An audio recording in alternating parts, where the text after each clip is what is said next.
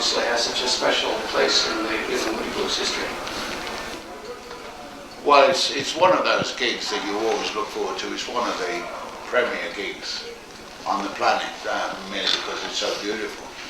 And of course, this is where we did our first orchestra, so that has a meaning for us. It's always good to come back. I think we first came here in the 80s. I don't know the date. I know there's plaques all along the. So if you wanted to investigate, we could find out when. But it's just such a magical place. I mean, in those days, people actually sit it up in the Red Rocks, climbing up there, and it was brilliant to just look up there. And the moon came out one night, right across.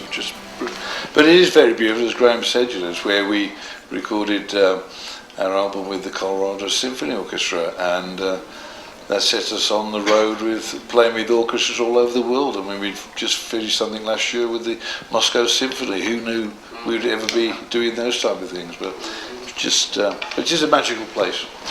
There's also something about just the venue itself. It's ancient, and I'm wondering, do you feel differently when you're on this stage as opposed to other stages around the world? Well, I've been feeling pretty ancient lately anyway. I know what you mean. It does have an ambience that's almost kind of spiritual in a way. That doesn't make it any easier to play. It has its downsides. As it's not the easiest venue to play with a concrete stage like that, but it's incredibly it's an evocative kind of place, and I think that must have meant something to people who were here a long time ago, in hundreds of years ago. Because we come not only, some of us ancient, but we come from a place. I come from Wiltshire in England, where you're talking about things that are from the Iron Age and the Stone Age, so I can understand that. But there's definitely, I can see why people would have focused in on this place as somewhere beautiful and very special. We've joked a bit about ancient and your age. You guys are timeless. I was just listening to the sound check, and it's just like it's 1969. Do you have any magic? How do you do it? I wish we did have magic. I suppose you look after yourself, don't you? I think it's the music, that's what it's all about. I mean, we started with our own music, doing exactly who we were, not what everyone else wanted us to be. And, part of the British invasion, everyone said, we've got to take America by storm, we've got to be part of the British invasion, and we'll do this and we'll do that and we'll do the other. And we went, well, not actually us. No, we write our own music, and hopefully people are going to sit down and listen. I mean, it was a time of people dancing, the Beatles and rock and roll and everything else. And the Moody's came along with a whole different picture of what rock and roll was about. It doesn't have to be a rock and roll song to be rock and roll. People forget that. A ballad, Nights in White Satin, takes you where you want to be, and you can't get better rock and roll than that. I think too, part of it may be that some people have done covers. Some of your stuff's very hard to cover, obviously. You mentioned the 7 core albums. I can't imagine people trying to do some of those songs. But I think the British version of American Idol, there was a singer who did Nights in White Satin, and didn't that put the song back in the charts again? Well, the great thing was that it was the Saturday night before Christmas, and it was his big song. And he won, the following weekend he won the whole competition, Matt Cardle. And he did a great version of Nights. But of course, on these shows, they haven't actually recorded it yet. They've done it so where people were going crazy for his version, and for him and for the song. And then so many people were looking for the song and discovered that, they didn't know the song before, or they hadn't heard it for a while. And our version, because it was there, just came straight back into the charts. The 4th time in the UK, which is wonderful. Number 1, wasn't it? Christmas. Close. Yeah. It was in my world. There was a 1 in there somewhere. There's been a 9 after it. I want to take you back to those 7 core albums, Ian, because your catalog is so rich between what you did in the early days, what you did as solos, and yet you still have to play certain songs when people come to a concert like this. Is that at all frustrating that you can't really go to some places that went? Not at all. I learned that on 2 separate occasions personally I went and saw Elton John at the Albert Hall in England, and he played only his new album, and I really wanted to hear some of his old stuff. And then another time I went and saw Bob Dylan, and he'd rearranged everything so it wasn't, you know, the country music I was with. And that really taught me you've got a duty to give the people what they know you by for at least a third of the show.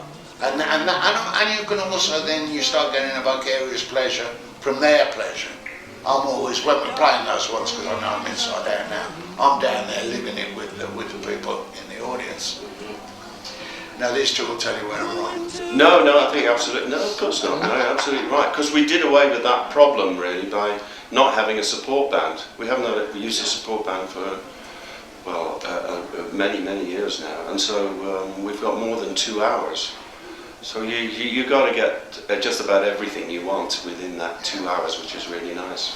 In fact, that support system, isn't that what led the decision to take a break? Because you had so many people connected with the Moody Blues that, you know, you didn't even know some of the people that were part of that whole group. Well, it was, when I say support, I mean an opening act. Got it.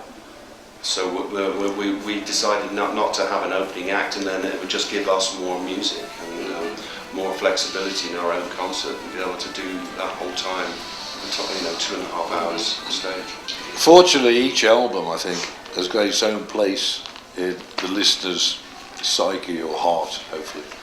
And so whatever we choose from any album seems to relate to the audience anyway. I mean, at the moment we're doing things from Octave and Long Distance Voyager, and it's just relating completely to the audience. And I think we could take any album and do the same, to be honest, and that's what's wonderful about, for us, our music.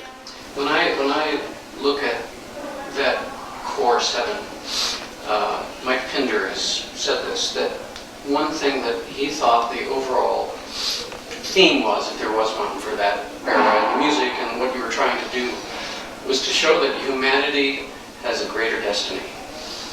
And I'm wondering if you can talk about that a little bit. And now in 2011, and you see what this world is all about right now, a lot of what you guys were singing about and writing about, a lot of people weren't listening apparently. Do you know, isn't that the same? Every young musician has that. You can't say that's exclusively for the Moody Blues. It'd be nice to think that, you know, we've made the world a better place. That's about our mission, really. But I think every young musician and every young writer, you hear them. They're all saying the things that are important to them in their lives. And I don't think we set out with a particular mission. We just wanted to play in a band, really, and in a good band. And when we found ourselves our own style of music, we were off and away, and it was wonderful. You always strike me when I listen to these albums to this day. They're still fresh. They still make me feel. And it's like you guys are from another world. It really is.